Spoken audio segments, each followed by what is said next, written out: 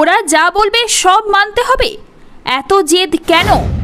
5 দফা দাবি নিয়ে স্বাস্থ্য ভবনের সামনে অবস্থানে বসে রয়েছেন ডাক্তাররা। তাদের শর্ত না মানা হলে নবান্নে কোনো বৈঠকে যোগ দেবেন না বলে সাফ জানিয়ে দিয়েছেন তারা। এরই মধ্যে নবান্নে শিল্প সংক্রান্ত বৈঠকে সেই আন্দোলন নিয়ে মুখ খুললেন মুখ্যমন্ত্রী মমতা বন্দ্যোপাধ্যায়। বিশ্ব বঙ্গ বাণিজ্য সম্মেলন নিয়ে বুধবার বৈঠক ছিল নবান্নে। সেই বৈঠকের অন্দরেই আন্দোলনকারী চিকিৎসকদের নিয়ে মমতা মন্তব্য করেছেন বলে সূত্রের খবর। নবান্নের তরফে আলোচনার কথা বলা হলে আন্দোলনকারী চিকিৎসকেরা মোট 5 দফা শর্ত দিয়ে চিঠি পাঠিয়েছেন। সেখানে তাদের দাবি 30 জন প্রতিনিধি নিয়ে বৈঠকে যোগ দেবেন তারা।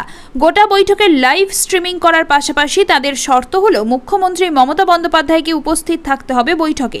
ইতিমধ্যেই সেই শর্ত মানা হবে না বলে বার্তা দেওয়া হয়েছে নবান্নের তরফে। এদিকে চিকিৎসকেরাও তাদের অবস্থানে অনড়, শর্ত মানলে তবেই হবে বৈঠক। এরই মধ্যে মুখ্যমন্ত্রীর মন্তব্য অত্যন্ত তাৎপর্যপূর্ণ। নবান্ন সূত্রে খবর, শিল্প নিয়ে বৈঠকের অন্দরে মমতা বলেছেন, ওরা কেন এত জেদ করছে? ওরা যা বলবে সব মানতে হবে। আমি তো ওদের জন্য সব সময় দিতে রাজি। সুপ্রিম কোর্টের অর্ডার তো সবাইকে মানতে হবে। ওদেরকে আরও একবার বোঝাও।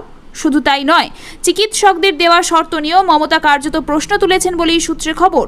নবান্ন সূত্রে জানা যাচ্ছে, বৈঠকের অন্দরে তিনি বলেছেন, গণতান্ত্রিকভাবে নির্বাচিত হয়ে আসা সরকারকে কেউ বলতে পারে না কোন অফিসার থাকবে আর কোন অফিসার থাকবে না।